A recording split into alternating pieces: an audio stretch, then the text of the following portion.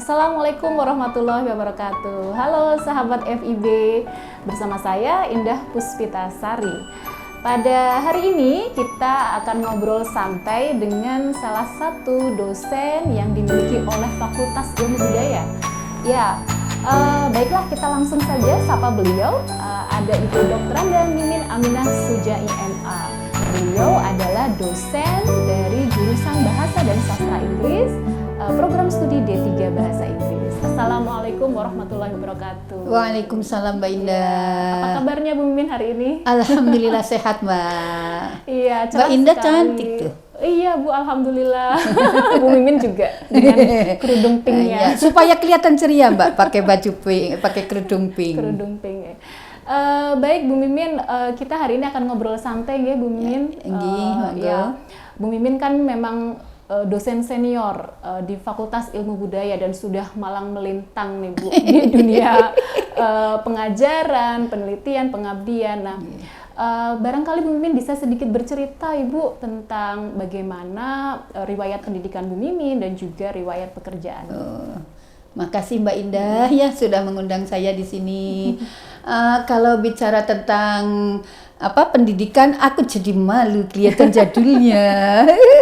Ya, usia Mbak Indah berapa? Mungkin saya tuh usianya 2 kali lipat usia Mbak. Iya. Ya, tapi harus tetap semangat nih Mbak nggih. Ya, saya itu S1-nya dari Universitas Gadjah Mada nggih Mbak. Itu masih sistem lama, makanya gelarnya dokteran. Ya, waktu itu saya punya 2 gelar jadinya Mbak waktu S1 itu ya. Jadi sebelum S1 harus lulus BA dulu, BA. Ya, sarjana muda, minimal IP 3 baru boleh meneruskan ke gelar sarjana. Dan saya itu pure English literature. Ya, jadi waktu itu sebetulnya ya diajarkan juga writing, linguistik segala diajarkan, tapi fokus utama pada sastra. Pada sastra. Mungkin itulah sebabnya masa studi mahasiswa angkatan dulu itu lama ya Bu, karena ada program BA-nya dulu. Baik Ibu, kemudian kalau riwayat pekerjaan bagaimana Ibu? Iya ya, setelah lulus saya tuh ngajar di ini Mbak, di Bandung ya, di Pusat Pengembangan Politeknik ITB di Ciwaruga. Waktu itu pada pertengahan tahun 80-an itu Indonesia sedang merintis untuk mendirikan politeknik di setiap universitas. Nah, calon dosennya itu dididik di ITB itu. Jadi ITB bekerja sama dengan Swiss ya, mengadakan suatu program politeknik, pengembangan politeknik ITB. Pengembangan politeknik. Iya, ITB. Jadi semua dosennya sebelum mengajar di politeknik itu dididik dulu ya. Nah, saya yang mengajarkan bahasa Inggrisnya. Begitu. Kemudian bagaimana sampai ke Unsud ini Bu? Oh, itu panjang perjalanannya Mbak. Iya. Saya malah ini dulu Mbak, pernah jadi guru honorer. Jadi itu saya tahu banget ya tentang bagaimana guru honorer. Tapi alhamdulillah waktu saya jadi guru honorer itu positif karena saya dapat hikmah, yaitu saya 2 tahun Mbak jadi guru honorer ya di sekolah swasta.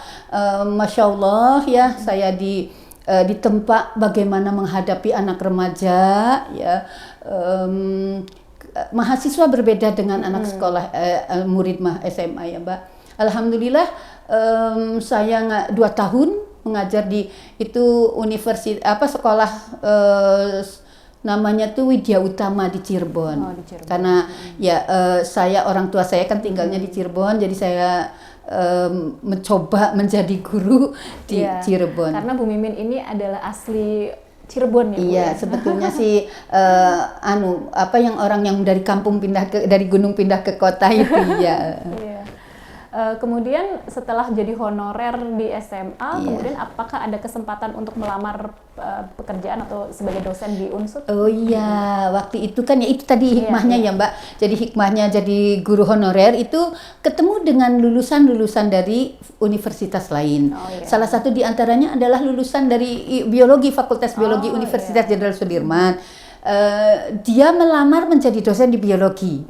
Nah, dia karena waktu itu jejer-jejer ya berderet penerimaannya, membaca Anda diterima dosen bahasa Inggris. Dia ngomong ke saya, alhamdulillah saya mencoba, dan itu sebetulnya hari terakhir dan jam terakhir. Alhamdulillah, masya Allah, rezeki dari Allah nggih, Mbak. Ya, berarti tahun berapa Ibu masuk? Tahun 90 ya, waktu itu tahun 90 ya. Tapi waktu itu mendaftarnya sih lamarannya sebelum tahun 90 dan SK diterimanya tahun bulan Maret ya. Tapi mulai aktif tahun pertengahan tahun 90. Waktu itu gaya Mbak, ngajar para dosen, ngajar para pejabat karena kami belum punya program. Jadi kami sudah ada dosen bahasa Inggris tapi tidak punya fakultas, tidak punya jurusan. Jadi saya itu kalau bahasa Jawanya gondel. Gondel di fakultas biologi. Yang lain ada yang ditempatkan di fakultas ekonomi, fakultas peternakan, dan saya kebagian di fakultas biologi. Mengajar di biologi juga karena masih CPNS jadi mengikut senior. Nah, dalam rangka seperti itu alhamdulillah karena ada saran dari dosen senior bahwa dosen bahasa Inggris harus sekolah ke luar negeri. Gitu katanya, mengembangkannya jangan kalah dengan dosen lain. Nah, kami itu mencari-cari, kalau sekarang kan gampang ya Mbak, tinggal buka Google. Waktu itu pokoknya kami nggak tahu itu bagaimana dapat flyer atau apa ya, terus ada program jadi postgraduate interpreting and translation di Australia yang diadakan oleh Bank Dunia kerjasama dengan Universitas Indonesia. Jadi dari seluruh dunia, alhamdulillah, dari sekian banyak itu hanya diterima 18 atau 17 saya lupa ya, dari seluruh Indonesia, bukan seluruh dunia, maaf. Seluruh Indonesia, jadi satu-satu, jadi setiap fakultas satu, alhamdulillah. Universitas, bukan fakultas, universitas. Universitas, berarti bidang kajian penerjemahan, Bu ya, di Australia. Dan juga di situ juga ada, Ibu Mimin juga mendapatkan sertifikat profesi. Iya, jadi itu walaupun 1 tahun postgraduate, tapi bukan diploma, memang tulisannya postgraduate diploma, dan untuk mendapatkan sertifikasi profesi sebagai penerjemah berdasarkan standar Australia. Jadi sebetulnya sih yang menyombong itu yang ijazahnya itu bisa digunakan untuk menjadi penerjemah di Australia. Karena dikeluarkan oleh NAATI. NAATI itu National Australian Accreditation of Translation and Interpreting gitu ya. Jadi di sana tidak bisa sembrono menjadi penerjemah seperti di jalan-jalan gitu, yang itu nggak bisa ya, harus ada sertifikat yang memang sudah memegang sertifikat tersebut. Kalau di Indonesia itu seperti Sworn Translator. Ya. Di sana juga ada Sworn Translator, Sworn Translation biasanya. Tapi saya tidak ingat ya bahwa sebetulnya yang dapat sertifikat NAATI itu juga bisa menjadi penerjemah atau interpreter di pengadilan-pengadilan. Jadi di Indonesia di Australia itu kan banyak orang Indonesia yang menikah dengan orang Australia, tapi mereka tidak berpendidikan, Mbak. Jadi kalau ada masalah maka diperlukan interpreter dari Indonesia begitu ya. Jadi, yang tahu betul tentang Indonesia dan bisa menyampaikan dalam bahasa Indonesia dan dalam bahasa Inggris. Baik Bu Mimin, masih berkaitan dengan penerjemahan. Bagaimana pengalaman Bu Mimin selaku dosen Fakultas Ilmu Budaya mengajarkan mata kuliah penerjemahan kepada mahasiswa-mahasiswi FIB? Barangkali bisa berbagi sedikit. Terima kasih Mbak Indah. Saya tuh kayaknya sejak adanya mata kuliah terjemahan itu saya ngajar terus sampai ini ya. kayaknya dengan Pak Kristianto Setiawan itu dari sejak iya. ada mata kuliah itu ya. Jadi hafal betul, dan alhamdulillah ketika ada teknologi dan yang harus menggunakan teknologi, saya banyak dibantu oleh Pak Kristianto Setiawan itu ya Mbak ya.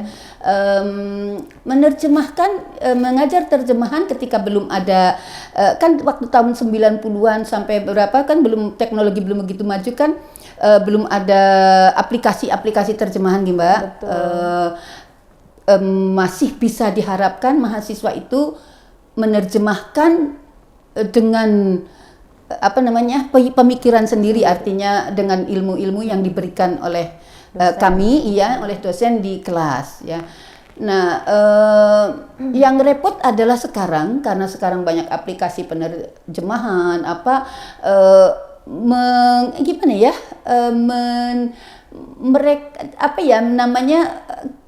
mungkin gemes kalau nggak menggunakan aplikasi itu gitu ya Mbak ya.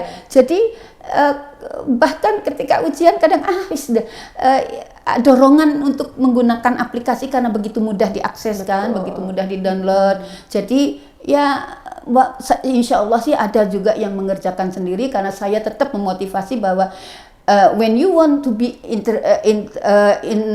translator, karena kata ahli itu ada you should be an trans creator as well. Jadi create the sentences gitu ya, yang enak dibaca gitu. Jadi nggak kaku dan nggak word to word gitu ya. Jadi kalau menerjemahkan itu kan harus paham bahwa ini bahasa sumbernya begini. Nah, dalam bahasa targetnya bagaimana sih mengungkapkannya gitu loh. Betul. Kan seperti misalkan mengatakan how you doing, kan nggak bisa diterjemahkan bagaimana kamu mengerjakan, kan enggak. How you doing itu kan sama dengan apa kabar gitu. Nah, itulah menerjemahkan. Jadi harus paham.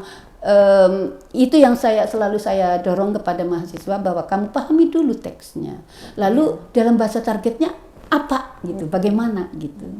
Ya, karena mahasiswa kadang masih menerjemahkan word by word gitu ya Bu ya, jadi tidak melihat konteksnya secara keseluruhan.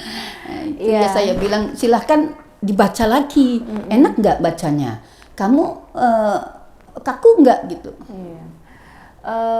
Lalu bagaimana pengalaman Bu Mimin menghadapi karakter mahasiswa yang seperti itu, yang kepinginnya instan dengan aplikasi-aplikasi yang sekarang sudah banyak di Play Store gitu? Sabar. Diajarin Pak Wawan, Pak Kristianto Setiawan, sabar Bu, sabar gitu. Jadi dan orang tua itu kadang baper nih Mbak, bukan kadang lagi sering. Jadi ya sabar, saya ya tetap saja mengatakan bahwa kalau mereka menggunakan aplikasi, saya bilang coba dibaca lagi, enak enggak? Ya, kan masa iya kecamatan yang ada di Cilacap menjadi the residency which is exist in lah. Ya ada kan, tidak selalu eksis. Tidak selalu datang, call tidak selalu memanggil gitu ya. Jadi saya selalu mengatakan bahwa a word has a bundle of meaning ya. Jadi harus konteksnya gitu. Saya tetap ya, memang tugasnya dosen untuk tetap mengingatkan. Nanti kalau hasilnya ya kita pasrah nih, kalau sudah berusaha kita mengajarkan. Iya. Bagaimana dengan bidang kajian lain Ibu? Apakah ada selain penerjemahan bidang kajian yang Ibu tekuni saat ini? Iya, saya alhamdulillahnya ngajarnya ya masih ada nanti kaitan nih Mbak dengan penerjemahan. Itu ngajar cross cultural understanding Mbak. Ya, nah kalau ya, Bu, ya asik kalau yang ini Mbak, nggak tegang, nggak terlalu serius gitu gitu. Karena ini content based, jadi mereka dan saya pun tidak terlalu tidak terlalu fokus dan nitpicking salah grammar apa ketika mereka mengatakannya dalam bahasa Inggris, karena saya melihat kontennya. Jadi saya juga terbiasa dengan bahasa Inggris yang Indonesia gitu. Ya, wis pokoknya ngono gitu kontennya. Ya, dan ini cross cultural understanding itu saya berpartner dengan Pak Rosid Dodianto ya. Walaupun tidak terlalu senior tapi termasuk senior juga tuh. Ya, sebetulnya ada mata kuliah lain saya ngajar dengan yang muda-muda, Mbak, enaknya dengan yang muda-muda dan yang lebih muda tuh saya ditolong gitu ya. Nah, yang cross cultural understanding ini juga diperlukan karena ya ketika menerjemahkan kita harus paham dengan budaya. Ketika kita mempelajari bahasa, kita juga mempelajari budayanya. Ya, tapi saya tidak mengajarkan langsung fokus bahwa oh ini budaya di negara lain saja gitu, enggak. Saya juga ajak mereka untuk mempelajari budaya di Indonesia, Mbak. Dan ternyata menarik ya, jadi tidak salaman, bagaimana bertamu itu tidak hanya di luar negeri saja yang perlu adab, karena di Jawa dan di Sumatera berbeda. Di Sumatera ngomong bengok-bengok nggak apa-apa, tapi kalau di Jawa ngomongnya keras dikiranya marah gitu kan gitu. Jadi itu tapi anak-anak senang, Mbak. Iya, kalau yang cross cultural understanding ini. Iya, barangkali ada pengalaman unik Bu berkaitan dengan pengajaran CCU nih, cross cultural understanding. Kan identitas, ada yang juga tentang identitas, ada juga tentang menerima dan memberikan hadiah gitu ya. Saya suka kegeeran tempelkan diri sendiri. Kalau kamu mau ngasih hadiah Bu Mimin apa gitu. Dan mereka ternyata adabnya sudah bagus ya, Mbak ya. Jadi sudah tahu bagaimana bahwa kalau bertamu, saya bilang kalau bertamu tuh bawalah sesuatu, tapi ketika kamu menerima tamu jangan berharap sesuatu. Kamu justru harus memuliakan tamu. Ya mohon maaf, karena saya agama Islam, jadi saya sering menempelkan juga ajaran-ajaran moral-moral yang diajarkan dalam agama Islam. Jadi bertamu bagaimana kan ada dalam agama Islam nih, Mbak. Terus menerima dan memberi hadiah juga ada dalam agama Islam. Dan mereka senang. Iya, ya, mereka lebih jadi saya karena yang terjemahan itu serius banget, mereka juga gimana dengan saya, tapi begitu dengan cross cultural understanding mereka ceria gitu. Iya, menikmati ya untuk mata kuliah tersebut. Ya, baiklah, tadi kita sudah membahas penerjemahan, kemudian ada tentang CCU ya Bu ya, yang semuanya tentunya memberikan kesan yang mendalam lah bagi Bu Mimin dan juga pasti mahasiswa juga. Saya kan pernah ngajar pronunciation dengan Mbak Indah. Reading juga toh. Ya. Kita lupa ya. Kucing juga. Seneng banget loh, Mbak. Terima kasih ya, Mbak, selama mengajar dengan Mbak Indah berpartner. Mbak Indah selalu menolong saya. Saya juga banyak ketika menemukan kesulitan, Mbak Indah selalu menolong. Baiklah, Bu Mimin kurang lebih sudah berapa tahun ya Bu jadinya di Unsud ini? Sudah 3 dekade lebih ya, 32 tahun ini. Dari tahun 90 kan sekarang tahun 2022 nih, Mbak. Iya. Barangkali Bu Mimin bisa memberikan kesan dan pesan bagi seluruh sivitas akademia Fakultas Ilmu Budaya Universitas Jenderal Sudirman. Iya, saya kan tinggal 1,5 bulan lagi nih, Mbak, mencapai garis finish. Iya, ya ada deg-degan, tapi katanya seneng jadi pensiun. Saya kok enggak ya. Ya, memang sudah waktunya nih, Mbak, untuk purna apa ya namanya? Purna tugas ya. Jadi bagaimanapun itu adalah kita mengimaninya bahwa semua tidak ada yang abadi kecuali Allah, gitu. Jadi semua ada akhirnya, dan itu latihan bahwa nanti pun hidup pun akan berakhir gitu. Ini dimulai dengan karir gitu. Ya, kesan saya selama 32 tahun mengajar ini, saya senang sekali karena terutama di program D3 Bahasa Inggris kita tidak bersaing, malah saling mendorong. Ayo Mbak Indah, ayo Pak Wawan, ayo Pak Rosid, Japungnya diselesaikan gitu. Enggak terus kita enggak. Jadi kita saling mendorong gitu, saling ayo penelitian mengajar, kita itu saling merangkul dan saling mendukung gitu. Betul. Itu kesan saya, jadi alhamdulillah saya kesannya selalu positif nih, Mbak, dan selama 30 tahun mengajar ini teman-teman itu selalu saling memuliakan, saling menghormati. Ukhuwah Islamiyahnya sangat bagus. Ya itu alhamdulillah nggih Mbak. Jadi saya itu sedihnya di situ nggih. Saya antara sedihnya adalah saya akan tidak bertemu kalian gitu yang Di kampus, selalu baik tapi di nggih. luar insya Allah Mudah-mudahan masih nggih Mbak bisa nggih. bersilaturahmi. Iya, dan pesannya adalah kepada teman-teman karena teman-teman tuh sekarang mungkin tugas kalian itu lebih sulit daripada zamannya saya waktu tahun awal 2000 dan tahun 90-an. Karena waktu itu kami cuma ngajar Mbak, menyiapkan materi juga manual gitu. Ya tidak harus diupload gitu nggih. Dan naik pangkat ada yang ngurusin gitu ya. Terus yang DP3 yang apa itu masih dibuatkan oleh mereka, terus kita tanda tangan gitu aja nggih. Dan kalau setuju atau tidak setuju nilainya gitu aja Mbak nggih. Jadi enak. Fokus kepada mengajar, penelitian dan pengabdian. Nah sekarang kan kalian juga mengurusin administrasi segala macam, jadi tantangan. Sistemnya banyak Bu sekarang. Tapi insya Allah kalian sudah maju. Teknologinya juga, jadikan saja itu tantangan. Jangan mengeluh karena Allah tidak suka dengan orang yang mengeluh. Itu untuk teman-teman, insya Allah tetap kuat, tetap semangat. Bu Mimin ini satu hal yang saya pelajari dari Bu Mimin adalah semangatnya, semangat mengajar walaupun memang sudah lama 32 tahun tapi masih masih stabil gitu Bu, untuk semangatnya itu nggak turun gitu. Jadi banyak hal yang bisa kita ambil sisi positifnya dari beliau. Baiklah Bu Mimin. Belum yang ke mahasiswanya. Oh yang ke mahasiswa belum ya. Monggo Bu Mimin ditambahkan. Nggak apa-apa Mbak. Tidak apa-apa. Jadi untuk mahasiswa karena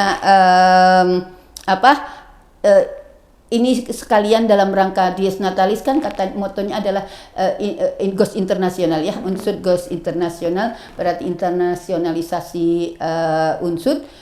Saya berharap mahasiswa di FIB ini jadi intelektual yang jujur Mbak. Salah satu di antaranya adalah ketika menulis jangan kopas. Iya betul. Iya. Dan sampaikan ide yang didapat dari membaca berbagai narasumber, sampaikan dengan bahasa sendiri, bukan kopas. Sehingga ketika ditanya ketika seminar hasil uji dan diuji itu mengerti apa yang ditulisnya. Itu ya. Jadi ternyata insya Allah memang berproses, tapi menjadi intelektual yang jujur itu nikmat. Ya, jadi jangan bangga dengan siapa yang tidak kopas, no way, saya tidak kopas. Harus begitu, iya. Kan kita misalkan trennya kopas, ya jangan bangga dengan tren yang salah gitu. Jadi apalagi sekarang sudah ada sistem yang mudah sekali melihat ya, mengecek tingkat plagiarisme. Iya, itu yang terlitin itu nggih Mbak. Nanti jadi terus di blok merah gitu nggih. Gitu Mbak. Gitu, terima kasih. Iya, baiklah sahabat FIB, menarik sekali perbincangan kita pada hari ini. Terima kasih Bu Mimin atas waktu yang telah diberikan, informasinya sangat bermanfaat pastinya bagi seluruh Sahabat Akademia. Insya Allah, mudah-mudahan. Sahabat FIB, sekian dari kami. Semoga informasi yang kita berikan saat ini, saat ngobrol santai dengan Ibu Mimin, bermanfaat bagi kita semuanya. Terima kasih. Assalamualaikum warahmatullahi wabarakatuh.